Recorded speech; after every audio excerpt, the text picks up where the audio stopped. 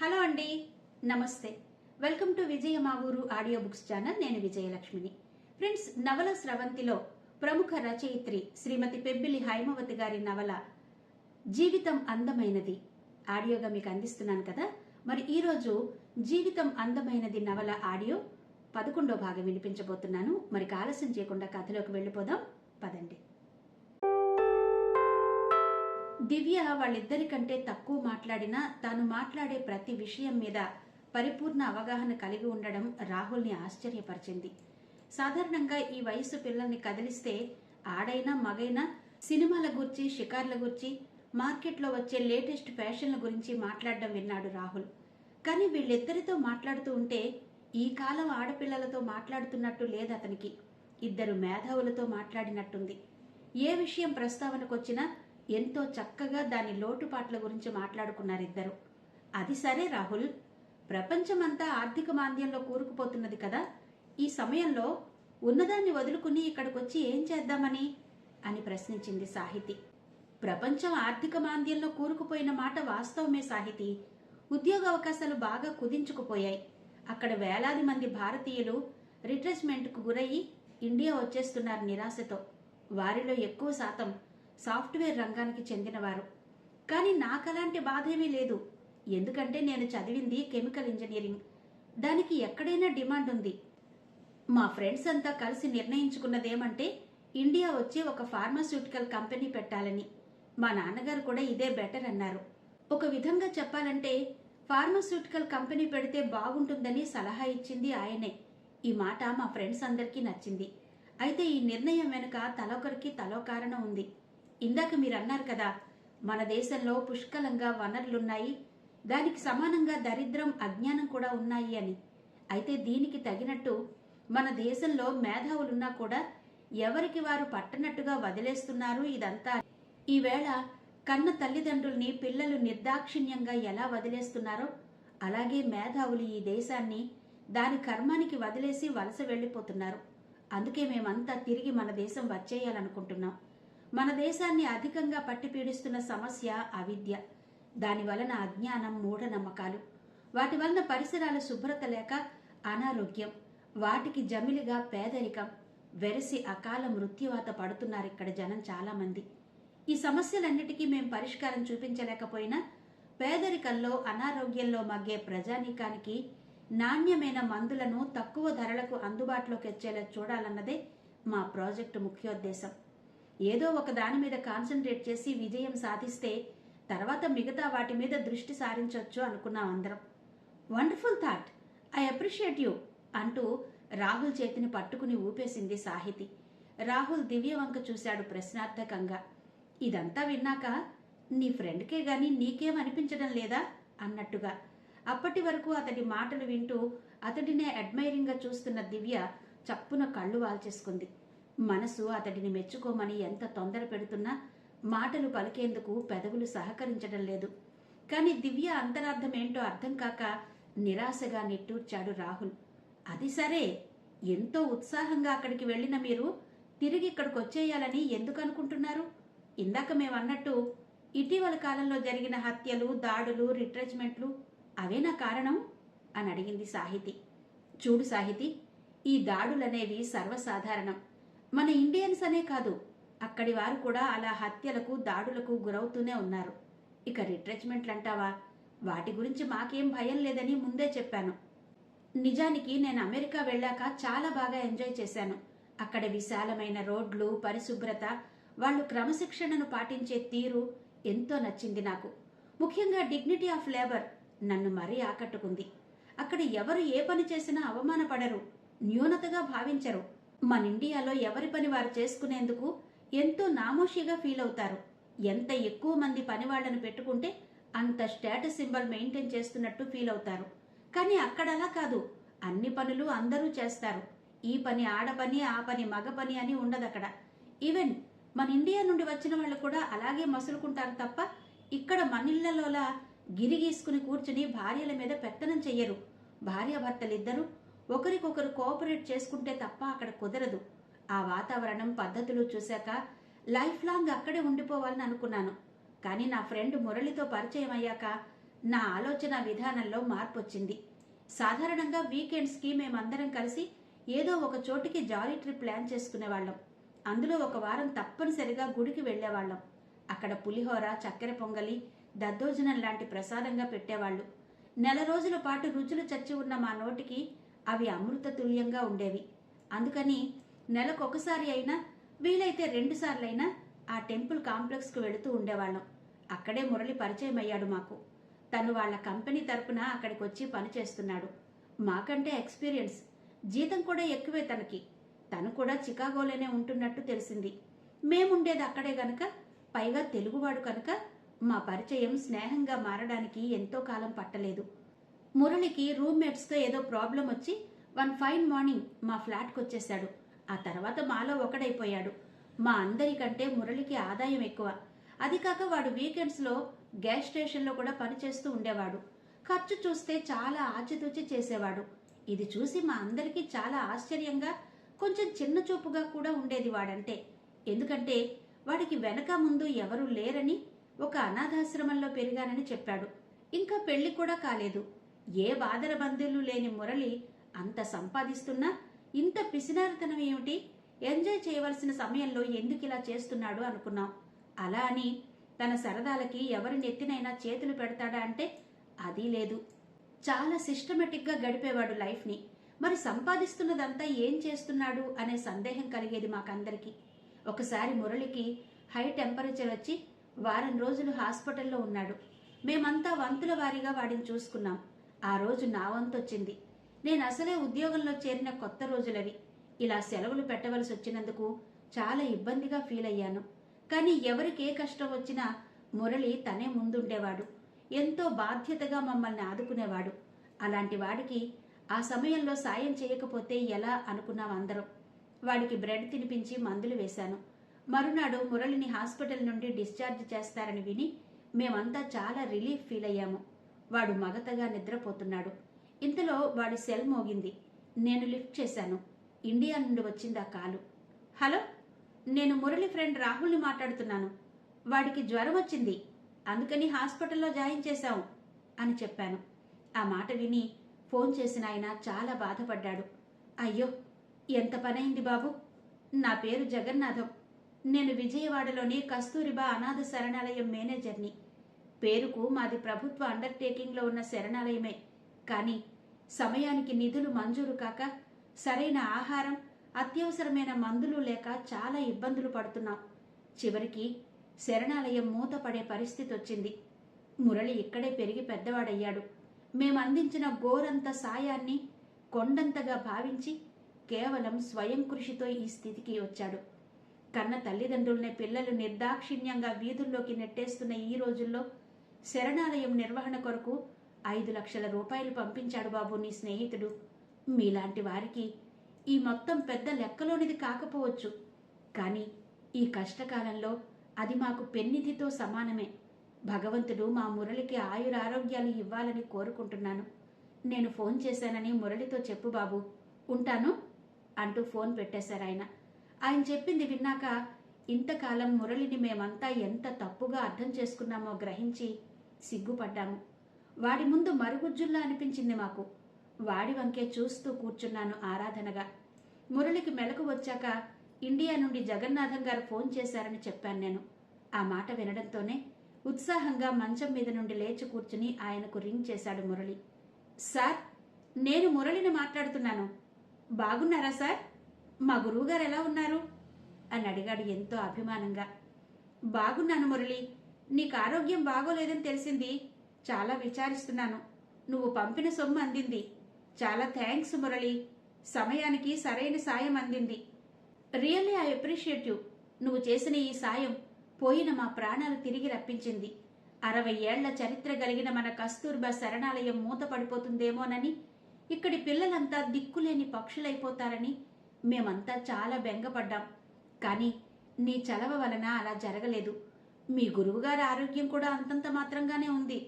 అందుకే ఈ సమస్యలేవి వారి దృష్టికి తీసుకెళ్లలేదు అన్నారాయన గాద్గదికంగా. నాదే ఉంది సార్, అంతా మీరు పెట్టిన భిక్షే. మీకక్కడి ఏ అవసరం వచ్చినా నాకు తెలియచేయండి. నాకు చేతనైనంతలో సహకరిస్తాను. శరణాలయం నా తల్లి వంటిది. అలాంటి అమ్మకు సేవ చేయగలగడం నా అదృష్టంగా భావిస్తాను. ఇదేదో పెద్ద ఘనకార్యంలా భావించి పొగడకండి. మీరు ఆజ్ఞాపించండి చాలు. చేతులు కట్టుకుని చేస్తాను ఏ పనైనా. అయినా మీ అందరి మీద నాకు చాలా కోపం వచ్చింది సార్. నేను ఇక్కడికి వచ్చేటప్పుడే చెప్పాను, ఏ అవసరం వచ్చినా నాకు తెలియచేయమని. మీరు గాని మా గురువుగారు గాని అక్కడి సంగతులేవి నాకు చెప్పనే లేదు. మొన్న సమయానికి ప్రసాద్ ఫోన్ చేయబట్టి అన్నీ తెలుసుకోగలిగాను. ఇంకోసారి ఇలా చేయకండి దయచేసి. మీరక్కడ బాధలు పడుతూ ఉంటే నేనిక్కడ సంతోషంగా ఎలా ఉంటాననుకున్నారు అన్నాడు మురళి బాధగా. నాకు తెలుసు మురళి నీ మనసు. అనవసరంగా ఏ విషయంలోనూ నిన్ను ఒత్తిడి చెయ్యొద్దని మీ గురువుగారే చెప్పారు. అందుకే అలా చేశాము. ఏదో విధంగా సర్దుకోవచ్చని. ఈ సంగతి తెలిసిన ప్రసాద్ నీకు ఫోన్ చేశాడు. పోనీలే, అంతా మంచిగానే జరిగింది కదా. వచ్చే గాంధీ జయంతి నాటికి మన శరణాలయం స్థాపించి 60 సంవత్సరాలు పూర్తవుతుంది. ఆ సమయానికి నువ్వు ఇండియా రాగలిగితే నీ చెల్లెళ్ళు తమ్ముళ్ళు నిన్ను సత్కరించుకుంటారట. అంతేకాదు, నిన్ను స్ఫూర్తిగా తీసుకుని వాళ్లంతా వాళ్ల భవిష్యత్తుకు బంగారు బాటలు వేసుకుంటారని మా కమిటీ అంతా అభిప్రాయపడుతోంది. ఏమంటావు అన్నారాయన. సార్, నన్ను మీరు ఆకాశానికి ఎత్తేస్తున్నారు. నిజానికి నాకంత అర్హత ఉందని నేను అనుకోవడం లేదు. ప్రస్తుతం మీరు కోరిన విధంగా నేను రాలేను. అనవసరంగా ఛార్జీ డబ్బులు వృధా అవుతాయి. నేనొక లక్ష్యం పెట్టుకుని ఇక్కడికి వచ్చాను. నా టార్గెట్ రీచ్ అయ్యాకే వస్తాను అక్కడికి. మీరు పిలవకుండానే. ఉంటానండి, నమస్తే అంటూ ఫోన్ పెట్టేశాడు మురళి. ఆ తర్వాత బాగా అలసిపోయినట్టుగా మంచం మీద వాలిపోయాడు. కాని వాడి ముఖంలో కొండంత తృప్తి కొట్టొచ్చినట్టుగా కనబడింది నాకు. మురళిని డిస్టర్బ్ చేయడం ఇష్టం లేక వాడితో ఏమీ మాట్లాడకుండానే పక్కకొచ్చేశాను. ఫోన్లో సంభాషణను బట్టి వాడెలాంటి వాడో అర్థమైంది నాకు. మరునాడు వాడిని హాస్పిటల్ నుండి డిశ్చార్జ్ చేశారు. నేను మురళి గురించి నాకు తెలిసిందంతా మా మిత్ర బృందానికి చెప్పాను. వాడు పిసినారి వాడని అపార్థం చేసుకున్నందుకు అందరూ బాధపడ్డారు. మురళి హీరో అయిపోయాడు మా మధ్య ఈ సంఘటనతో. అంతా పిచ్చాపాటి మాట్లాడుకుంటున్న సమయాన ప్రవీణ్ అన్నాడు, సారీరా మురళి, మన పరిచయమైన కొత్తలో నీ గూర్చి అంత వివరంగా చెప్పినా పట్టించుకోవడం మానేసి నీది పిసినారితనమని లోకువ చేసి మాట్లాడాము. మొన్న రాహుల్తో జగన్నాథం గారు మాట్లాడింది విన్నాక నీది ఎంత మంచి మనసో అర్థమైంది. అదే సమయంలో మా అల్పత్వం కూడా తెలిసొచ్చింది అన్నాడు పశ్చాత్తాపపడుతున్నట్టుగా. అవునరా, నువ్వు చాలా గ్రేట్ అన్నాడు నిఖిలేశ్వర్. దాందే ఉందిలేరా, నేను అలాంటివి ఎప్పుడూ పట్టించుకోను. ఎందుకంటే మీ అందరి మనసులు ఎలాంటివో నాకు తెలుసు గనుక. అందుకే ఇక్కడ నేను ఎంతో ఫ్రీగా ఉంటున్నాను మీతో. నిజానికి ఈ డబ్బు ఇప్పుడు అక్కడికి పంపించేవాణ్ణి కాను. కానీ ఆ మధ్య మా ఫ్రెండ్ ప్రసాద్ ఫోన్ చేసి శరణాలయం పరిస్థితి ఏమీ బాగాలేదని చెప్పాడు. దాంతో నేను ఆలోచనలో పడిపోయాను. ఎప్పుడో నేను ఏదో సంపాదించి తర్వాత ఇంకేదో చేయడం కాదు. ప్రస్తుతం అక్కడున్న వారి ఆకలి అవసరాలు తీర్చాలనుకున్నాను. అందుకే వెంటనే డబ్బు పంపించాను. మరో 2 ఏళ్లు ఇక్కడే ఇలాగే ఉంటే నేను అనుకున్న మొత్తాన్ని సమకూర్చుకోగలను. ఆ తర్వాత మా గురువుగారు శంకర్ నారాయణ గారు కోరినట్టుగా శరణాలయంలో పిల్లలందరినీ నా అంతటి వారిని చేసే దిశగా పయనిస్తాను. అలాగే అక్కడ మన దేశంలో విద్యావంతులైన నిరుద్యోగులు ఎందరో ఉన్నారు. అందరికీ కాకపోయినా కొందరికైనా జీవనాధారం కల్పించాలని నా ఉద్దేశం అన్నాడు మురళి. అంతా విని మేమన్నాం, నీ ఆలోచన చాలా బాగుంది. కానీ ఇవన్నీ చెయ్యాలంటే చాలా డబ్బు కావాలి. అదంతా సమకూర్చాలంటే ఈ జీవితకాలమంతా సరిపోతుందా అని అనుమానం అన్నాం. అలా అని ఏ ప్రయత్నము చెయ్యకుండా చేతులు ముడుచు కూర్చోలేం కదా. నీటి బొట్టు కలిస్తేనే పెద్ద ప్రవాహం అవుతుంది. అలాగే నా ప్రయత్నం నేను చేస్తాను. దాంతోనే అంతా అయిపోతుందని అనుకోవడం లేదు నేను. ఇండియాలో ఉన్న నా ఫ్రెండ్స్ ప్రసాద్, గిరి వాళ్లను కలుపుకుంటాను. ఇంకా ఎవరైనా ఉత్సాహవంతులుంటే వారికి ఆహ్వానం పలుకుతాను. అప్పుడు అసాధ్యమని మనం అనుకున్నది సాధ్యమై తీరుతుంది. గడ్డిపోచలన్నీ కలిసి మదపు టేనుగును బంధించినట్టు అందరం కలిస్తే సాధించలేనిది ఏముంటుంది అన్నాడు మురళి.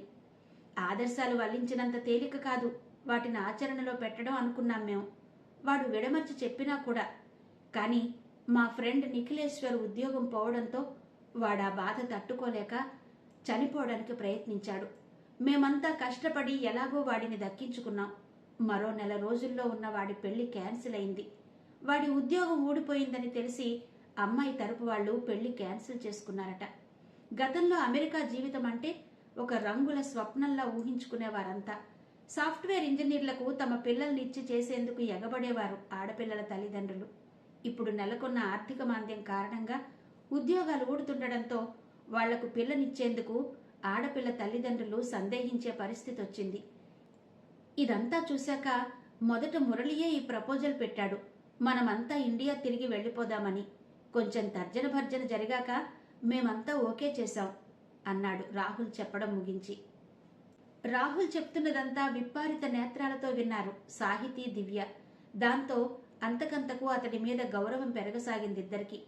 మంచి ఉద్యోగం, చక్కని సంపాదన ఉండి కూడా అవన్నీ వదులుకుని ఇండియా వచ్చేస్తానంటున్నాడు రాహుల్. విదేశాలు వెళ్ళాలి, కోట్లు గడించాలని అందరూ ఉవ్విళ్ళూరుతూ ఉంటే అందుకు పూర్తి భిన్నంగా ఉన్నాయి రాహుల్ ఆలోచనలు అనుకున్నారు వాళ్ళు. నిజంగా మీరంతా చాలా గ్రేట్ రాహుల్. అందరూ మీలాగే ఆలోచిస్తే మన దేశం అన్ని రంగాల్లోనూ ముందుండేది. మన మేధో సంపత్తితో ఎన్నో అద్భుతాలు సాధించేవాళ్లం అంది సాహితి. నువ్వన్నది కరెక్టే సాహితి, దానికోసమే మా ప్రయత్నం కూడా. మా మురళి తన కోసమే తాను అన్నట్టు కాకుండా అందరి కోసం ఆలోచిస్తూ ఉంటాడు.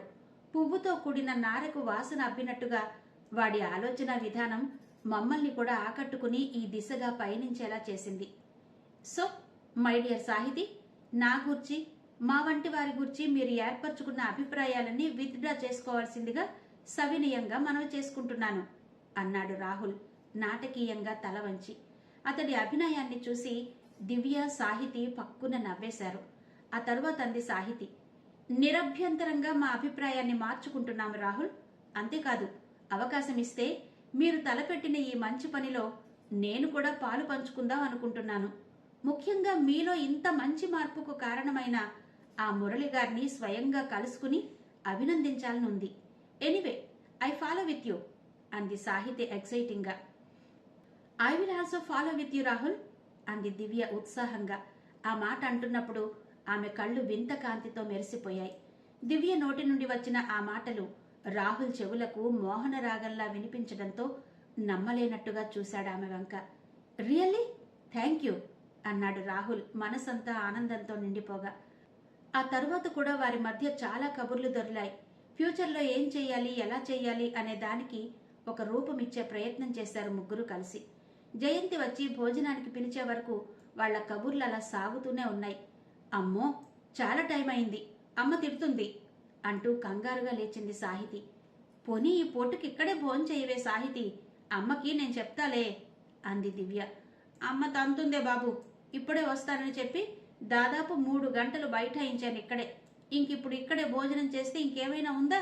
నా పని రాంభజనే అంది సాహితి నవ్వేస్తూ. ముగ్గురు కిందికి దిగారు. సాహితిని గేటు వరకు వెళ్లి సాగనంపింది దివ్య. జయంతి అందరికీ భోజనాలు వడ్డించింది. సాహితి ఉన్నప్పుడు గలగలా మాట్లాడిన దివ్య మౌనంగా ఏదో ఆలోచిస్తున్నట్టుగా ఉండిపోయింది. అలా మౌనంగా భోజనం చేస్తున్న దివ్యను చూసి విస్తుపోయాడు రాహుల్. క్షణానికొకలాగా ఉండే దివ్యను ఎలా అర్థం చేసుకోవాలో తెలియలేదు అతడికి. భోజనాలయ్యాక మహాలక్ష్మి, జయంతి వంటిల్లు సర్దుకోవడంలో మునిగిపోయారు. రాజశేఖర్, కాంతారావు హాల్లో టీవీ చూస్తూ కూర్చున్నారు. రాహుల్ రీడర్స్ డైజెస్ట్ తీశాడు చదివేందుకు. పుస్తకం చేతిలోనే ఉన్న మనసు మాత్రం దాని మీద కేంద్రీకరించలేకపోయాడు. అతడికి దివ్యతో మాట్లాడాలని చాలా ఆరాటంగా ఉన్న తాతగారు, మేనమామ హాల్లో ఉండడం వలన వారి ముందు నుండి దివ్య దగ్గరకు వెళ్లేందుకు సంకోచం అనిపించింది అతడికి. దివ్య తన గదిలోకి వచ్చి మంచం మీద వాలిపోయింది. సాయంత్రం నుండి ఇప్పటి వరకు తమ ముగ్గురి మధ్య జరిగిన సంభాషణంతా మననం చేసుకుంది. రాహుల్ మాట తీరు, అతడి ఆలోచన విధానం ఎంత వద్దనుకున్నా అయస్కాంతంలా దివ్యను అతడి వైపు పట్టి లాగుతున్నాయి. మనసులో ఏవో అస్పష్టమైన ఆలోచనలు. అతడితో జీవితం పంచుకుంటే సుఖపడతావే తల్లి అంటూ నాయనమ్మ చెప్పిన మాటలు గుర్తుకు రాగా అప్రయత్నంగా పెదవులపై చిరునవ్వు విరిసింది. వెంటనే మంచం మీద నుండి లేచి డైరీ చేతుల్లోకి తీసుకుంది దివ్య. పడుకునే ముందు ప్రతిరోజు డైరీ రాయడం అలవాటు ఆమెకు. అలాగే ఆ రోజు డైరీ రాయడం మొదలుపెట్టింది. రాహుల్, ఎంత వద్దనుకున్నా కళ్ళు నిన్నే చూడమని తొందర పెడుతున్నాయి. చెవులు నీ మాటలే వినాలని తపించిపోతున్నాయి. నా పెదవులు పదే పదే నీ పేరునే ఉచ్చరించాలని ఆరాటపడుతున్నాయి. టోటల్గా నిన్ను నాలోకి ఆహ్వానించమని, జీవితాన్ని పంచుకోమని రొదపెడుతోంది మనసు. కానీ ఏదో అభిజాత్యం వెనక్కి లాగుతోంది. ప్లీజ్ రాహుల్, ఎలాగైనా ఈ స్థితి నుండి నువ్వే నన్ను బయటపడేయాలి. ఈ వెన్నెల, ఈ చిరుగాలి నువ్వు తోడుంటే ఇంకెంత బాగుంటుందో కదా. ఆకాశంలో చందమామ మబ్బుల మధ్య దోబూచులాడుతూ నన్ను కవ్విస్తోంది. కిటికీలో నుండి ఆ చందమామను చూస్తుంటే మనసు పరవశమైపోతోంది. విరబూసిన మల్లెల పరిమళాలు నా మనసులో కొత్త ఊహలు రేకెత్తిస్తున్నాయి. ఇదివరకెన్నడూ ఇలాంటి అనుభవం నేనెరుగను. ఈరోజసలు నాకేమైందో తెలియడం లేదు రాహుల్. ఇన్నాళ్ళు ఆనకట్ట వేసిన నా మనసు కట్టలు తెంచుకున్న వరద గోదారిలా ఉప్పొంగుతోంది. ప్రేమ మైకంలో అది నన్ను ముంచెత్తుతోంది. ప్రేమలో ఇంత మత్తు మహత్తు ఉంటుందని ఇంతవరకు నాకు తెలీదు. I have fall in love with you. ఒకప్పుడు నీ మాటలు చేతలు అంటే నాకెంతో యావగింపుగా ఉండేది. 20 రోజుల క్రితం నువ్వు అమెరికా నుండి వస్తున్నావని తెలిసినప్పుడు కూడా ఇదే ధోరణిలో ఉన్నాను. కానీ నువ్విక్కడికి వచ్చాక, నీ తీరు చూశాక నాకు తెలియకుండానే నా మనసు నీకు చేరువైపోయింది. పదే పదే నీ గొంతు వినాలని, పెదవులు విడి విడనట్టు సడిచేయని నీ నవ్వును కన్నార్పకుండా చూడాలనిపిస్తోంది. మన చుట్టూ ఉన్నవాళ్లంతా మాయమైపోయి కేవలం మనిద్దరమే మిగిలితే ఎంత బావుండును అనిపిస్తోంది. అప్పుడు స్వేచ్ఛగా నిన్ను చూస్తూ అలా ఉండిపోవచ్చు కదా అని ఆశగా ఉంది. కానీ ఈ పాడు మనసుకు ఎంత పెంకితనమో చూడు. ఇంకా బింకంగానే ఉండమంటోంది నన్ను. ఏ రాహుల్, నా మనసులో పడే తపన నీకు తెలుస్తోందా? తెలిస్తే రావేం నా దగ్గరకు? ఈ బిడియపు బింకపు తెరలు తొలగించి నన్ను నీ చెంతకు చేర్చుకోవేమి అంటూ వ్రాయడం ముగించింది దివ్య. స్నేహితురాలి ఇంటి నుండి వచ్చేసిన సాహితీ ఆలోచనలన్నీ సాయంత్రం జరిగిన సంభాషణ చుట్టూనే తిరగసాగాయి. నిజంగా ఎంత గ్రేట్ వాళ్ళంతా! ఊహించడానికి కూడా ఏమాత్రం అవకాశం లేని విధంగా ఉన్నాయి వాళ్ళ ఆలోచనలు. తాను దివ్య ఏదో ఒక పార్సన్ నుండి మాత్రమే ఆలోచించారు. అక్కడకు వెళ్లిన వారందరి మీద చాలా తక్కువ అంచనా వేశారు. కానీ ఈరోజు తాము విన్నదంతా దానికి పూర్తిగా భిన్నంగా ఉంది. ఆ మురళిగారు నిజంగా ఎంత మంచివారు! 100కో 1,00,00,000కో ఒకరిలా ఉంటారు. ఎక్కడి స్ట్రీట్ చిల్డ్రన్, ఎక్కడ అమెరికా నివాసం, ఊహకే అందడం లేదది. అయితే అతడు అంత స్థాయికి ఎదిగినా తన మూలాల్ని గాని, మాతృదేశాన్ని గాని ఏమాత్రం విస్మరించలేదు. అలాంటి వాడితో జీవితం పంచుకుంటే ఆ ఊహే ఎంతో థ్రిల్లింగ్గా అనిపించింది సాహితికి. ఎస్, అతడే నాకు అన్ని విధాలా తగినవాడు. ఆ మాట అనుకోగానే పులకించిపోయింది సాహితి మనసు. రూపురేఖలు తెలియని అతడి మీద గాఢమైన అనురక్తి కలిగింది. అలా తీయని ఊహలతో కమ్మని కలల్లోకి జారిపోయింది సాహితి. ఏం చేస్తున్నావే దివ్య అంటూ వచ్చింది సాహితి. రారా, ఏం తోచక బోర్ కొట్టి చస్తున్నాను అంటూ చేతిలో వీక్లీ పక్కన పడేసింది దివ్య. ఎంత ఓపికే బాబు నీకు! ఎప్పుడు చూసినా ఏదో ఒక పుస్తకం చదువుతూ ఉంటావు. ఏముంటాయే అస్తమానం చదివేందుకు అంది సాహితి విసుగ్గా. అందుకేనే ఫలానా పుస్తకం చదవమని, దానికి కథలు పంపమని ఎంకరేజ్ చేశావు. నిజంగా ఇందులో ఏముంటుందో నీకు తెలియదు. అన్నీ తెలిసినా ఒట్టి బద్ధకస్తురాలివి. నిన్నని ఏం ప్రయోజనం లేవే. ఈ టీవీ ఛానల్స్ వచ్చి జనాల్లో రీడబిలిటీని చంపేశాయి. మా అమ్మ వాళ్ళ చిన్నప్పుడు వీటిలో పడే సీరియల్స్ కోసం వారం వారం ఎంతో ఉత్కంఠతో ఎదురు చూసేవాళ్లట. మా అమ్మ ఇప్పటికీ అంటుంది, పుస్తకాన్ని మించిన హితులు స్నేహితులు ఉండరని. అందుకనే చిన్నప్పటి నుండే చదివే అలవాటు చేసింది నాకు. దీనివలన మానవ సంబంధాలు, విలువలు, భిన్న ప్రాంతాల సంస్కృతి తెలుస్తుంది. లోకం పోకడ అవగతమవుతుంది అంటూ పేజీలు తిప్పి, ఈ ఆర్టికల్ చూడు, మానవ సంబంధాల గురించి, కుటుంబంలో వ్యక్తుల మధ్య అనుబంధం గురించి ఎంత చక్కని విశ్లేషణ ఇచ్చారో, మనిషి ఎలా ఉండాలో, ఎలా ఉండకూడదో, కుటుంబంలో కలతలు కన్నీళ్లు లేకుండా ఎలా బ్రతకవచ్చో వివరించాడు. ఇది చదివి నేను నా జీవితాన్ని అందంగా ఎలా మలుచుకోవచ్చో తెలుసుకున్నాను. నా పర్సనాలిటీ డెవలప్మెంట్కి ఇది బాగా దోహదం చేసింది. చూసావా ఈ quotation? Self respect is measured in terms of respect given to others. నువ్వు ఇతరులకు ఇచ్చే గౌరవం మీదే నీ గౌరవం ఆధారపడుతుందని ఎంత చక్కగా చెప్పారో చూసావా అంది. దివ్య, తల్లి, నీకో నమస్కారం. కదిలిస్తే క్లాస్ పీకుతావు. ఒప్పేసుకున్నాను, పుస్తకాలు మేలు చేస్తాయని. నీ మాటల్లో పడి నేను వచ్చిన పనే మర్చిపోయాను. రాహుల్ ఉన్నాడా ఇంట్లో అని అడిగింది. లేడు. ఏ ఎందుకు అని అడిగింది దివ్య ఆశ్చర్యంగా. ఏం లేదు, తనంటే నీకెలాగూ ఇష్టం లేదు కదా, నేను ట్రై చేసుకుందామని అంది సాహితి అల్లరిగా నవ్వుతూ. చెప్పో, నీకంత సీన్ లేదు కానీ వచ్చిన పని చెప్పు అంది దివ్య. చెప్పాను కదా నేను ట్రై చేసుకుంటానని అంది సాహితి మరింత అల్లరిగా చూస్తూ. Hello madam, no vacancy, already I booked him అంది దివ్య సిగ్గుతో కళ్ళు వాలిపోతుండగా.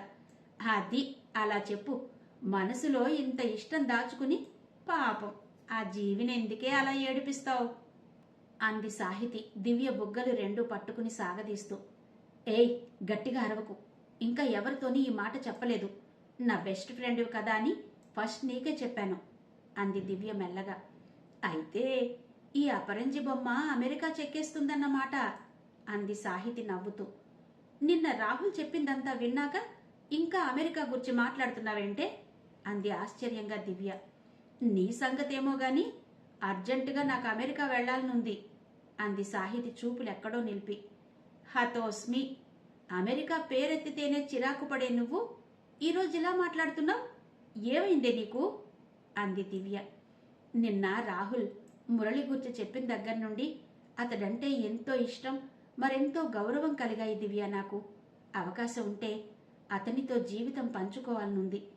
అలా జీవితంతో పాటు అతడి ఆశయ సిద్ధి కోసం అతడు చేసే ప్రతి పనిలో పాలు పంచుకోవాలని, వేసే ప్రతి అడుగులో అడుగు కలపాలని ఉంది అంది సాహితి ఉద్వేగంగా. ఏంటే సాహితి ఇది, అతన్ని చూడలేదు, మాట్లాడలేదు, తన గూర్చి ఏం తెలుసని ఇలాంటి డెసిషన్కి వచ్చేశావు అంది ఆశ్చర్యంగా దివ్య. అవసరం లేదు దివ్య, రాహుల్ లాంటి మంచి మనిషి చెప్పాక అందులో ఒక అక్షరం కూడా పొల్లు ఉండదని నా నమ్మకం. అయినా నేను అనుకోవడం కాదు కదా, అతడికి కూడా నేను నచ్చాలి అంది సాహితి. అది సరే, మరి మీ అమ్మా నాన్న? కట్నం కోరేవాడిని చచ్చినా చేసుకోనని ముందే చెప్పాను. కట్నం లేకుండా నీకు పెళ్లే కాదు అంటున్నారు మా ఇంట్లో వాళ్ళు. ఇలా రోజు మా ఇంట్లో వాదోపవాదాలు జరుగుతూనే ఉన్నాయి. అయితే వాళ్ళన్నిటికంటే ముఖ్యంగా కోరుకునేది నా సెక్యూరిటీనే. అది మురళి ఇవ్వగలడనే నమ్మకం నాకుంది.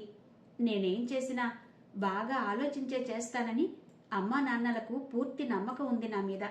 కాకపోతే అమ్మకి కొంచెం చాదస్తం ఎక్కువే అయినా నాన్నగారు మాత్రం నాకు ఫుల్ సపోర్ట్ ఇస్తారని అనుకుంటున్నాను అంది సాహితి. ఇంకే, ఆల్ ది బెస్ట్. రాహుల్ వచ్చాక అతడి మెయిల్ ఐడి అడిగి ఇస్తాలే అంది. అన్నట్టుగానే రాహుల్ వచ్చాక మురళి మెయిల్ ఐడి అడిగి ఇచ్చింది దివ్య సాహితికి. హలో, నమస్తే, నా పేరు సాహితి. నేను రాహుల్ చిన్ననాటి స్నేహితురాల్ని. నిన్న మీ గురించి, మీ స్నేహ బృందం గురించి రాహుల్ చాలా చెప్పాడు. అదంతా విన్నాక మీరంటే చాలా గౌరవం కలిగింది. మీ ఆలోచనలు, వాటిని ఆచరణలో పెడుతున్న తీరు ఎంతో ఉదాత్తంగా ఉంది. డబ్బు చాలా మంది దగ్గర ఉంటుంది, కానీ ఏ కొద్ది మందో మీలాగా సద్వినియోగం చేయగలరు. అది కూడా తాతల తండ్రుల నుండి సంక్రమించింది కాక స్వయం శక్తితో సంపాదించి ఇలా వినియోగించడం చాలా గొప్ప విషయం. Hats off to you Murali గారు. నాకు ఏ విషయమైనా సూటిగా చెప్పడమే అలవాటు, ఇండైరెక్ట్గా చెప్పడం తెలీదు. మీరు నాకు చాలా నచ్చారు. మీరు అంగీకరిస్తే మీ లైఫ్ పార్ట్నర్ కావాలని ఆశపడుతున్నాను. మా నాన్నగారికి మేమిద్దరమే, నేను మా చెల్లి. నేను మెకానికల్ ఇంజనీరింగ్ పూర్తి చేశాను. రిజల్ట్ కోసం వెయిట్ చేస్తున్నాను. మా చెల్లి ఇంటర్ చదువుతోంది. నాన్నగారు బ్యాంక్ ఆఫీసర్, అమ్మ హౌస్ వైఫ్. ఇవి నా వివరాలు. మీ మనసులో ఎవరూ లేకుంటే నా వివరాలు మీకు నచ్చితే మెయిల్ చేయండి. జీవితాంతం మీ స్నేహం కోరే సాహితి. సాహితి పంపిన మెయిల్ చూసి ఆశ్చర్యపోయాడు మురళి. ముక్కు ముఖం తెలియని అమ్మాయి కేవలం తన గూర్చి విని ఇటువంటి అభిప్రాయానికి రావడం అతనికి నమ్మశక్యంగా అనిపించలేదు. అసలు సాహితి నిజంగా రాహుల్ ఫ్రెండేనా, లేక తనని అల్లరి పెట్టడానికి ఎవరైనా మెయిల్ చేశారా అనుకున్నాడు మురళి. వెంటనే రాహుల్కి మెయిల్ చేశాడు అతను. అరే రాహుల్, నీ చిన్ననాటి స్నేహితురాల్ని అంటూ సాహితి అనే అమ్మాయి మెయిల్ చేసింది నాకు. తనకి నేను బాగా నచ్చానట, పెళ్లి చేసుకుందాం అంటోంది. నాకు ఈ ఆడపిల్లలతో వ్యవహారాలేమీ తెలియవురా. అయినా నన్ను చూడకుండా మాట్లాడకుండా ఎలా ఇటువంటి డెసిషన్కి వచ్చేసిందిరా తను. అయినా ఇప్పుడప్పుడే నాకు పెళ్లి చేసుకునే ఆలోచనే లేదు. అయినా అదేదో సినిమాలోలా చూడకుండా ఈ ప్రేమలేంట్రా. రాహుల్, నిజంగా సాహిత్ అనే అమ్మాయి ఉందా? లేకపోతే నన్ను ఫూల్ చేసేందుకు ఎవరైనా ఇలా మెయిల్ చేశారా? అర్థం కాలేదు. మురళి పంపిన మెయిల్ చూసిన వెంటనే ఫోన్ చేశాడు రాహుల్ అతడికి. అరే మురళి, నీ మెయిల్ చూశాను. నేనే నీకు మెయిల్ చేద్దాం అనుకున్నాను. నిజంగానే సాహితి నా చిన్ననాటి ఫ్రెండే. నేనే తనకు నీ మెయిల్ ఐడి ఇచ్చాను. ఈ విషయం నీకు చెప్పేలోగా తనే నీకు మెయిల్ చేసేసింది. సాహితి చాలా ఫాస్ట్ అని తెలుసు, కానీ మరీ ఇంత ఫాస్ట్ అని ఊహించలేదురా. కానీ చాలా మంచి అమ్మాయి. తను ఫాస్ట్గా నిర్ణయాలు తీసుకున్నా చాలా మందిలా తొందరపాటు మనిషి కాదు. చాలా ఇండివిజువాలిటీ ఉన్న అమ్మాయి. అలాగే చాలా హెల్పింగ్ నేచర్ ఉన్న అమ్మాయి. తనకి నువ్వు చాలా నచ్చావని మా దివ్య చెప్పింది. తను ప్రపోజ్ చేసింది నీకు బాగా నచ్చితేనే నువ్వు ప్రొసీడ్ అవ్వు అన్నాడు రాహుల్. ఏం నచ్చడంరా రాహుల్? నాకు ఇప్పట్లో పెళ్లి చేసుకునే ఆలోచన లేదు. దయచేసి ఆ సంగతి నువ్వే చెప్పేసేయి నీ ఫ్రెండ్కు. నాకు నో అని చెప్పేందుకు చాలా మొహమాటంగా ఉంది అన్నాడు మురళి. అదేం బాగుంటుంది మురళి? కనీసం కట్టెసీ కోసమైనా జవాబు ఇవ్వాలి కదా. నీ మనసుకు ఏది నచ్చితే అది చెయ్యి. ఇందులో ఎవరి ఒత్తిడి లేదు. ఎందుకంటే ఇది జీవితానికి సంబంధించింది కనుక అన్నాడు రాహుల్. సరే చూద్దాం లేరా. ఇంతకీ ఏమంటోందిరా నీ డ్రీమ్ గర్ల్? ఇప్పటికైనా పెద విప్పిందా లేదా అన్నాడు మురళి ఆసక్తిగా. ఏం తేల్చలేదురా బాబు. అలా అని బెట్టు చేస్తోందా అంటే అది లేదు. తన బిహేవియర్లో కొంచెం మార్పు వచ్చినట్టే ఉందిరా. పూర్వంలా విసుక్కోడాలు పుల్లవిరుపు మాటలు లేవు. ఫ్రీగానే మాట్లాడుతోంది. కానీ ఏదో తెలియని డిస్టెన్స్ మా ఇద్దరి మధ్య అడ్డుగోడలా కనబడుతోందిరా. ఇంతవరకు దివ్య చాలా అమాయకురాలు అనుకున్నాను. కానీ తనకి తెలియని విషయం లేదనిపించింది తనతో మాట్లాడుతుంటే. తన స్నేహితురాలు సాహితీ అంతే. ఇద్దరికిద్దరూ సమ ఉజ్జీలు. వాళ్ళిద్దరూ మనకి లైఫ్ పార్ట్నర్స్ అయితే చాలా బాగుంటుందని నా ఉద్దేశం అన్నాడు రాహుల్. ఒరే రాహుల్, నన్ను అలా టెంప్ట్ చేయకురా. అయినా ఇలా చూడకుండా కనీస పరిచయమైనా లేకుండా ఈ ప్రేమ పెళ్లి గోలేంట్రా బాబు అన్నాడు మురళి విసుక్కుంటున్నట్టుగా. సరే, నీకు నచ్చకపోతే వదిలేస్తాలే. రేపు నేను హైదరాబాద్ వెళ్లాలనుకుంటున్నాను. ఎందుకంటే నువ్వు అప్పగించిన పని పూర్తి చేశాను. అన్ని వివరాలు మనకు అనుకూలంగానే ఉన్నాయి.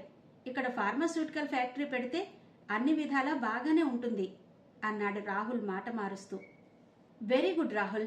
అయితే మన కలలకు త్వరలోనే ఒక రూపం రాబోతోందన్నమాట. ఇండియాలో ఉన్న మన మిత్రులను కూడా గ్యాదర్ చేసి ఇందులో భాగస్వాముల్ని చేయాలి.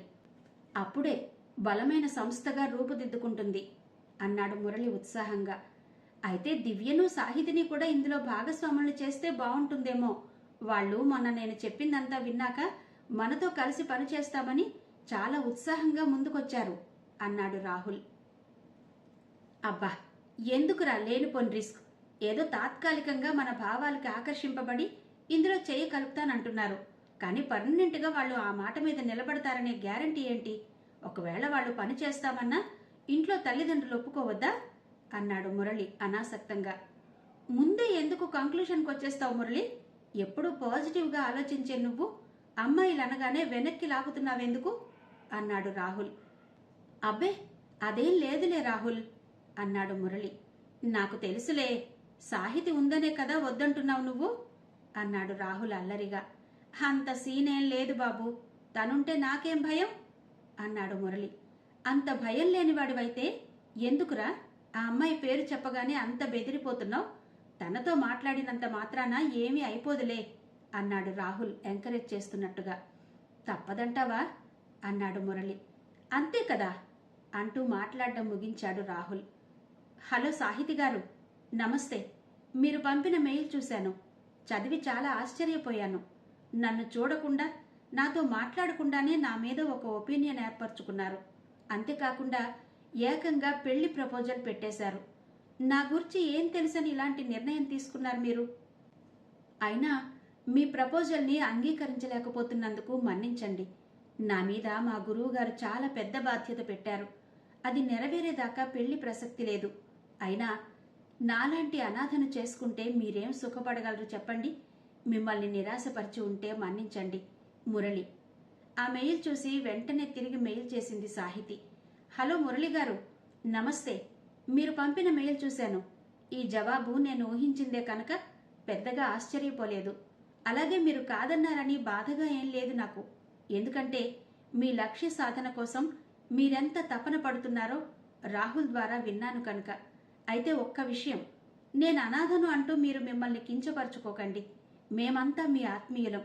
ఇంతమంది మీతో ఉండగా మీరు అనాథ ఎలా అవుతారు? పెళ్లి వద్దన్నందుకు నాకే విచారమూ లేదు. కానీ మీతో స్నేహాన్ని కాంక్షిస్తున్న నన్ను నిరాశపరచరనే భావిస్తున్నాను. అదే సమయంలో మీ ప్రాజెక్టుకు నా వంతు కృషిగా ఏం చెయ్యమన్నా చేసేందుకు సిద్ధంగా ఉన్నాను. సాహితి. సాహితి రెండవసారిచ్చిన మెయిల్ చూశాక మురళి గుండె లయ తప్పినట్టయింది. మేమంతా మీతో ఉండగా మీరు అనాథ ఎలా అవుతారు అని సాహితి అడగడం అతని మనసుకు మంచి గంధపు పూతలా అనిపించింది. నిజంగా తనతో జీవితం పంచుకుంటే బావుంటుందా అనే ఆలోచన కూడా వచ్చింది. అంతలోనే గురువుగారు శంకర్ నారాయణ గారు తన మీద పెట్టిన బాధ్యత గుర్తురాగా పెళ్లి ఆలోచనను పక్కన పెట్టేశాడు మురళి. అలాగే తన స్నేహాన్ని కాంక్షిస్తున్న సాహితిని నిరాశపరచకూడదు అనే ఉద్దేశంతో ఆమెకు తిరిగి మెయిల్ చేశాడు. థ్యాంక్స్ సాహితి. సహృదయంతో నా పరిస్థితిని గ్రహించినందుకు. ఇవాల్టి నుండి మా మిత్ర బృందంలో మీరు కూడా ఒక మెంబరే. నేను వచ్చే నెల 5వ తేదీన ఇండియా వస్తున్నాను. అప్పుడు కలుద్దాం. బై. అతడి మెయిల్ చూశాక చాలా సంతోషపడింది సాహితి. అతడితో ఉండడమే ఓ ఎడ్యుకేషన్ అన్న రాహుల్ మాటలు గుర్తురాగా మురళి తనని స్నేహితురాలిగా అంగీకరించడమే చాలనుకుంది. తన ప్రపోజల్కి మురళి స్పందన ఎలా ఉందో దివ్యకు చెప్పింది సాహితి. సో మురళిగారి గుండెను నీ స్నేహహస్తంతో తట్టావన్నమాట అంది దివ్య. పుస్తకాల పురుగు, పుస్తకాల భాష తప్ప ఒక్క మొక్క సవ్యంగా మాట్లాడవు కదా. మురళిగారి లాంటి మంచి వ్యక్తితో స్నేహం కూడా ఒక గొప్ప ఫీలింగ్ ఇస్తోంది నాకు. నేను ముందే చెప్పాను కదా, నేనిచ్చిన ప్రాధాన్యత అతడి అందచందాలకు సంపాదనకు కాదని. అతడి భావాలు నాకు బాగా నచ్చాయి.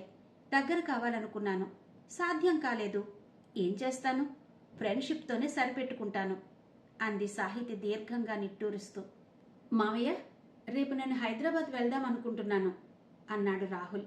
ఆ మాట విని అక్కడే ఉన్న దివ్య చివారున తలెత్తి అతడి వంక చూసింది. అదే సమయంలో రాహుల్ కూడా దివ్య వంక చూశాడు.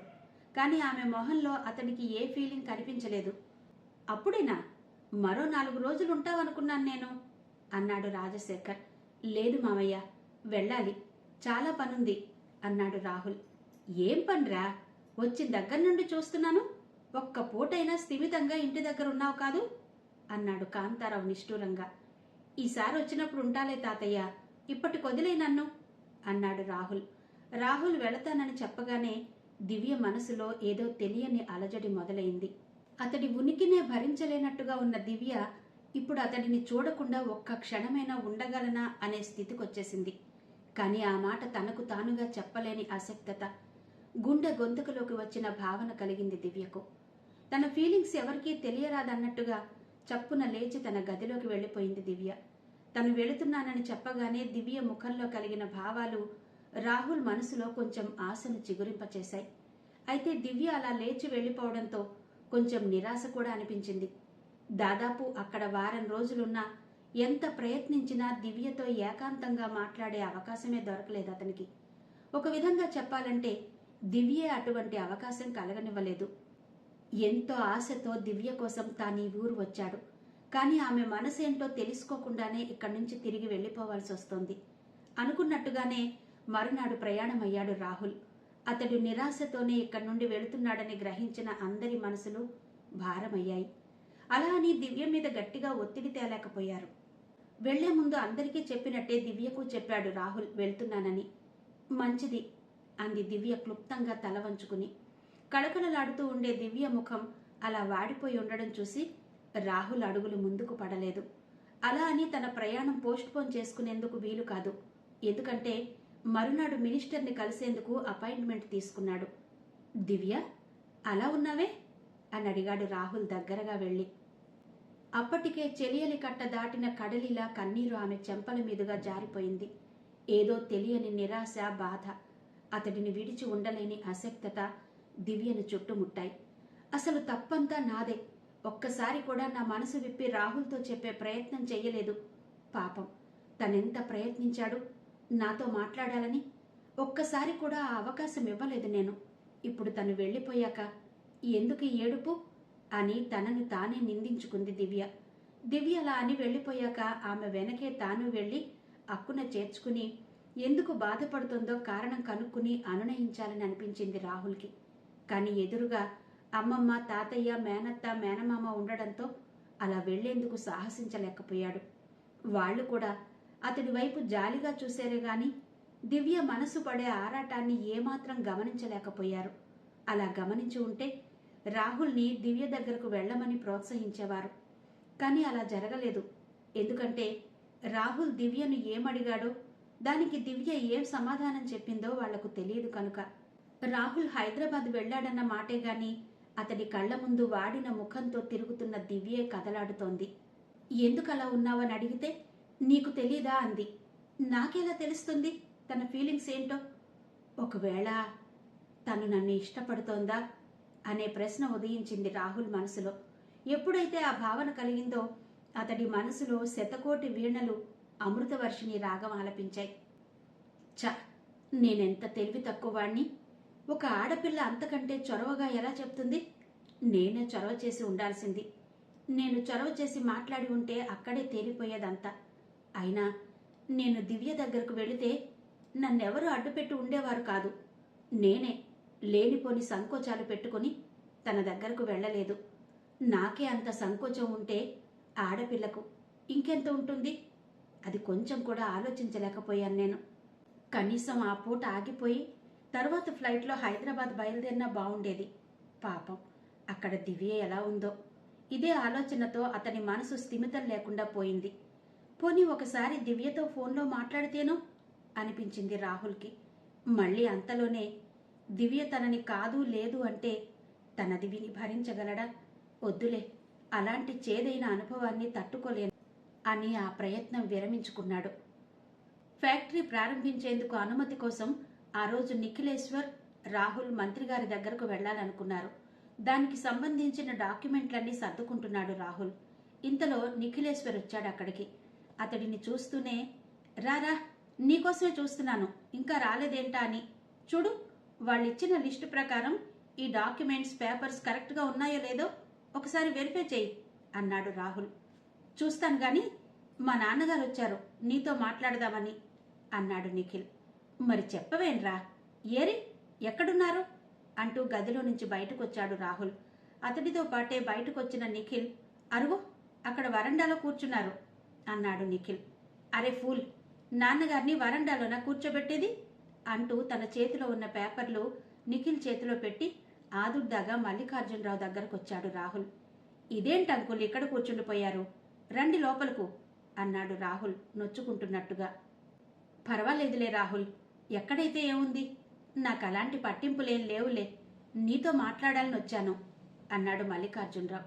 అలానే మాట్లాడుదురు గాని ముందు మీరు లోపలికి రండి అంటూ చనువుగా ఆయన చెయ్యి పట్టుకుని లోపలికి తీసుకొస్తూ, అమ్మా, నిఖిల్ వాళ్ళ ఫాదర్ వచ్చారు, కొంచెం కాఫీ ఏమైనా ఇస్తావా అంటూ లోపలికి కేక పెట్టాడు. ఇప్పుడు ఈ ఫార్మాలిటీస్ అన్నీ ఎందుకు రాహుల్, నేను నీతో ఒక ముఖ్యమైన విషయం మాట్లాడేందుకు వచ్చాను అన్నాడు ఆయన ఇబ్బంది పడుతున్నట్టుగా. మాట్లాడండి అంకుల్, కొంచెం కాఫీ తాగితే రిలాక్స్డ్గా ఉంటుందని అమ్మకి చెప్పానంతే అన్నాడు రాహుల్ నవ్వేస్తూ. ఈలోగా ముగ్గురికి కాఫీలు తీసుకొచ్చింది పల్లవి. బావున్నారా అండి అంటూ పలకరించి తలో కప్పు అందించింది. ఏదో మీ వాడి దయవలన అందరం బాగున్నామమ్మా. అక్కడ రాహుల్ మా వాడి వెంట లేకపోతే వాడు మాకు దక్కేవాడా తల్లి అన్నాడు మల్లికార్జునరావు డగ్గుత్తికతో. అదేం మాటలేండి, ఆ భగవంతుడు చల్లగా చూడబట్టే పిల్లలందరూ క్షేమంగా ఇంటికి తిరిగొచ్చారు అంది పల్లవి. ఇంతలో పనమ్మాయి ఏదో అడగడానికి రావడంతో పల్లవి అక్కడి నుంచి వెళ్లిపోయింది లోపలికి. కాఫీ తాగి కప్పు పక్కన పెట్టి, చెప్పండి అంకుల్, ఏదో మాట్లాడాలన్నారు కదా అన్నాడు రాహుల్. ఏం లేదు రాహుల్, మీరు ఫ్యాక్టరీ కోసం తలా కొంత వేసుకుంటున్నారట కదా. వాడక్కడి నుంచి 6 లక్షలు తీసుకొచ్చాడు. దానికి నేను మరో 4 లక్షలు జత చేశాను. ఈ 10 లక్షలు వాడి షేర్గా ఉంచండి. ఇంతకంటే ఎక్కువ సమకూర్చలేకపోయాను అన్నాడాయన బాధపడుతున్నట్టుగా. అదేంటంకుల్ అలా అంటారు, ఇదేమైనా తక్కువ అమౌంట్ అనుకుంటున్నారా? అసలు నిఖిల్ ఏం పెట్టకపోయినా మాకేమాత్రం బాధ ఉండదు. కేవలం వాడు మా వెంట ఉంటే చాలు అనుకుంటున్నాం మేమంతా. వాడికున్న ఎఫిషియన్సీ ఏం తక్కువదేం కాదు. నిఖిల్ ఆర్గనైజింగ్ కెపాసిటీ మీకు తెలియదు కానీ ఆ పని మొత్తం వాడికి అప్పగించినా సరే ఎంతో చాకచక్యంగా పూర్తి చేస్తాడు అనుకున్న సమయానికి. అంత పవర్ ఉంది వాడి దగ్గర అన్నాడు రాహుల్. అది నీ మంచితనం కొద్దీ అంటున్నావు రాహుల్. వాడి సంగతి నాకు తెలియదా? ఏ చిన్న కష్టం వచ్చినా డీలా పడిపోతాడు అన్నాడు మల్లికార్జునరావు. కాదంకుల్, నేను నిజమే చెప్తున్నాను. దురదృష్టవశాత్తు వాడక్కడ జాబ్ పోగొట్టుకున్నాడని వాడిని తక్కువ అంచనా వేయకండి అన్నాడు రాహుల్. ఏవైనా నువ్వు మా కుటుంబానికి చేసిన సాయం జీవితాంతం మర్చిపోలేను రాహుల్. వాడా క్షణంలో క్షణికావేశంలో ప్రాణాలు తీసుకోవాలని అనుకున్నాడే గాని ఇక్కడ ఈ ముసలి తల్లిదండ్రులు ఏమవుతారని ఒక్క క్షణం కూడా ఆలోచించలేదు. నిన్నీ సంగతి వాడు చెప్తూ ఉంటే విని వాళ్ళమ్మ తట్టుకోలేక స్పృహ తప్పి పడిపోయింది. కళ్ళెదుట కొడుకు కనిపిస్తున్నా కూడా నువ్వా రోజు వాడొక్కడి ప్రాణమే కాదు బాబు కాపాడింది, మా అందరి ప్రాణాలు రక్షించావు. నీ మేలు జన్మకి మరిచిపోలేను అన్నాడాయన చెమరించిన కళ్ళతో. అంత మాట అనకండి అంకుల్. వాడెవడు? నా ప్రాణంలో ప్రాణం. చూస్తూ చూస్తూ వాడిని పోగొట్టుకుంటానా? వాడికి చేసిందేమైనా ఉంటే అది నాకు నేను చేసుకున్నట్టే అన్నాడు రాహుల్. సరే బాబు, మీరెక్కడికో వెళ్ళాలనుకుంటున్నారు కదా, వెళ్ళిరండి. నేను కూడా వెళ్ళొస్తాను అంటూ లేచారాయన. సరే అంకుల్, బాయ్ అంటూ రాహుల్ కూడా లేచాడు అక్కడి నుంచి. అనుకున్నట్టే మురళి, ప్రవీణ్, ప్రశాంత్ 5వ తేదీ నాటికి ఇండియా వచ్చేశారు. రాహుల్ ఇక్కడ జరిగిన ప్రాసెస్ అంతా వాళ్లకు వివరించాడు. మినిస్టర్ గారు కూడా తమకు అనుకూలంగానే స్పందించారని, ఫ్యాక్టరీ ప్రభుత్వం నిర్ణయించిన పరిమితులకు లోబడి ఉండి అన్ని వసతులతో సక్రమంగా ఉన్నట్టు రిపోర్ట్ వస్తే తప్పక అనుమతి ఇస్తామనే మాట ఇచ్చారని చెప్పాడు రాహుల్. నిఖిలేశ్వర్ కూడా ఈ హడావిడిలో పడి కొంచెం తేరుకున్నట్టే కనిపించాడు అందరికీ. అతడు కూడా ఈ చర్చల్లో చాలా హుషారుగా పాల్గొన్నాడు. దాంతో అందరూ తలో బాధ్యత పంచుకుని ఫ్యాక్టరీ అనుమతి కోసం తగిన ప్రయత్నాలు చేయసాగారు. రాహుల్ తన మిత్ర బృందానికి ఫ్యాక్టరీ సైట్ చూపించేందుకు విశాఖలోని రెవెన్యూ అధికారులు కలిసేందుకు అందరూ కలిసి విశాఖపట్నం బయలుదేరారు. అక్కడికి బయలుదేరే ముందు రాజశేఖర్కి ఫోన్ చేశాడు రాహుల్. మావయ్య, రేపు నా ఫ్రెండ్స్ని తీసుకుని విశాఖపట్నం వస్తున్నాను. మా కోసం మంచి ఇల్లొకటి చూసి పెట్టండి, మన ఇంటికి దగ్గరగా, అన్నిటికీ వసతిగా ఉండేట్టు అన్నాడు రాహుల్. వేరే ఇల్లెందుకురా, హాయిగా మన ఇంట్లోనే ఉండొచ్చు కదా అందరూ అన్నాడు రాజశేఖర్. 1-2 రోజులైతే పర్వాలేదు గాని మేమక్కడ చాలా రోజులు ఉండాలి కదా మామయ్య. వేరే ఇల్లు తీసుకుంటే అందరికీ ఫ్రీగా ఉంటుంది. ఆ చేత్తోనే వంట పనికి ఇతర పనులకు మనిషిని మాట్లాడమని అమ్మమ్మతో చెప్పండి అన్నాడు రాహుల్. ఏంటోరా, నువ్వు చేస్తున్నది నాకేం బాగాలేదు, అయినా చెప్తాలే అన్నాడు రాజశేఖర్ నిరుత్సాహంగా. ఎందుకు మామయ్య అలా అంటారు? ఈ ఫ్యాక్టరీ నిర్మాణం ఇప్పుడప్పుడే తేలేది కాదు. ఇంతమందికి అత్తయ్య అమ్మమ్మ వండి పెట్టడం అంటే చాలా శ్రమ. ఆ పైన డిస్కషన్స్కి వాటికి మాకు ఇంట్లో అయితే ఫ్రీగా ఉండదు, అర్థం చేసుకో అన్నాడు రాహుల్. సరేలేరా, నీ ఇష్టం అన్నాడు రాజశేఖర్. ఓకే మావయ్య, ఉంటాను, రేపు కలుద్దాం అంటూ ఫోన్ పెట్టేశాడు రాహుల్.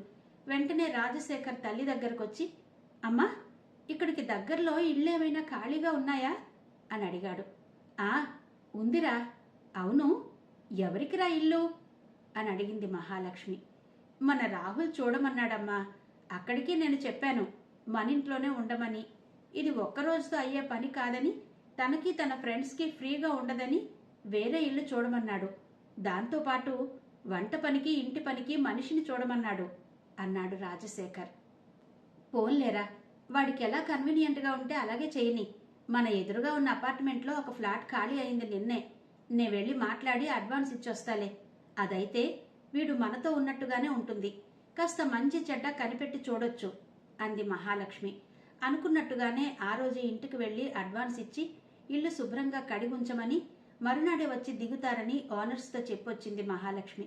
మర్నాడు రాహుల్ విశాఖపట్నం వచ్చాడు తన మిత్ర బృందాన్ని తీసుకుని. మురళి గతంలో ఒకసారి వచ్చాడు కనుక మిగతా వాళ్ళందరినీ ఇంట్లో వాళ్ళకి పేరు పేరున పరిచయం చేశాడు. రాహుల్ని చూడ్డంతోనే దివ్య ముఖం కాంతివంతమైంది. ఉత్సాహంగా వాళ్ళందరికీ కాఫీ పలహారాలు అందించింది. ఆ రోజే దివ్య రిజల్ట్ రావడంతో ఇంట్లో ఒక పండుగ వాతావరణం నెలకొంది. మహాలక్ష్మి, జయంతి భారీ ఎత్తున వచ్చిన వాళ్ళందరికీ విందు భోజనం ఏర్పాటు చేశారు. వాళ్ళంతా అక్కడికి వచ్చారని తెలిసి సాహితి కూడా వచ్చింది. ఆ పూట అందరూ కలిసి సరదాగా కబుర్లు చెప్పుకుంటూ భోజనాలు చేశారు. రాహుల్ విశాఖ వచ్చాడని తెలిసి సిద్ధార్థ కూడా వచ్చేశాడు ఆ సాయంత్రం. అది కాక చెల్లెలి రిజల్ట్స్ రావడంతో తనని అభినందించాలనే ఉద్దేశంతో ఉత్సాహంగా వచ్చాడు. అతడు రావడంతోనే మరింత సందడిగా మారిపోయింది వాతావరణం. మాటల మధ్యలో అన్నాడు సిద్ధార్థ, మీ అందర్నీ చూస్తుంటే నాకు చాలా ఈర్ష్యగా ఉంది. నేను మా కంపెనీకి 5 ఏళ్ల బాండ్ మీద సంతకం పెట్టకుండా ఉండుంటే హ్యాపీగా నేను కూడా వచ్చి ఇందులో భాగం పంచుకునేవాణ్ణి. Your project is really wonderful. I appreciate all of you. దేశం మనకేమిచ్చింది అని ఆలోచించకుండా దేశానికి మనం ఏం చేశామనే మీ కాన్సెప్ట్ చాలా నచ్చింది నాకు అన్నాడు సిద్ధార్థ అభినందన పూర్వకంగా అందరి వంక చూస్తూ. అదంతా మీ అభిమానం సిద్ధార్థ. మీరు బాండ్ రాసేశాను, ఇందులో జాయిన్ అవ్వలేకపోతున్నాను అని ఫీల్ అవ్వకండి. ఇదంతా వర్కౌట్ అయ్యి కన్స్ట్రక్షన్ ప్రారంభించి పని పూర్తి చేసేసరికి ఎలా లేదన్నా 1 ఇయర్ పడుతుంది. ఈలోగా మీ అగ్రిమెంట్ కూడా పూర్తవుతుంది. అప్పుడు ఫ్రీగా వచ్చి జాయిన్ అవుదురు గాని అందాక మీరు బయట నుండైనా మాకు సలహాలు సూచనలు ఇస్తూ ఉండండి అన్నాడు మురళి. అంతా బాగుంది గాని మురళి, మన మధ్య ఈ మన్నింపులే బాగుండలేదు. నేను రాహుల్ నిఖిల్ ఏరా అంటే ఏరా అనుకుంటాం, మరి మీరేంటిలా అన్నాడు సిద్ధార్థ. అవునా, మరి మీరేంటిలా అన్నాడు మురళి అతడి మాటల్ని రిపీట్ చేస్తూ. మురళి అన్న తీరు చూసి అందరూ గొల్లున నవ్వేశారు. సిద్ధార్థ కూడా నవ్వేస్తూ, ఓకే ఓకే, నేనే ముందు చెల్లి చెప్పేస్తాను మురళి. ఇంతకీ మనం సైట్ చూసేందుకు ఎప్పుడు వెళ్తున్నాం అని అడిగాడు సిద్ధార్థ. అదంతా మన రాహుల్ గాడే చెప్పాలి. వాడెప్పుడంటే అప్పుడే మన ప్రయాణం అన్నాడు మురళి. ఇంతకీ ఎక్కడ్రా లొకేషన్ అని అడిగాడు సిద్ధార్థ. ప్రముఖ రచయిత్రి శ్రీమతి పెబ్బిలి హైమవతి గారి జీవితం అందమైనది నవల ఆడియో 11వ భాగం విన్నారు కదా. మిగిలిన కథ తర్వాతి భాగంలో వినిపిస్తాను. అంతవరకు సెలవు. నమస్తే.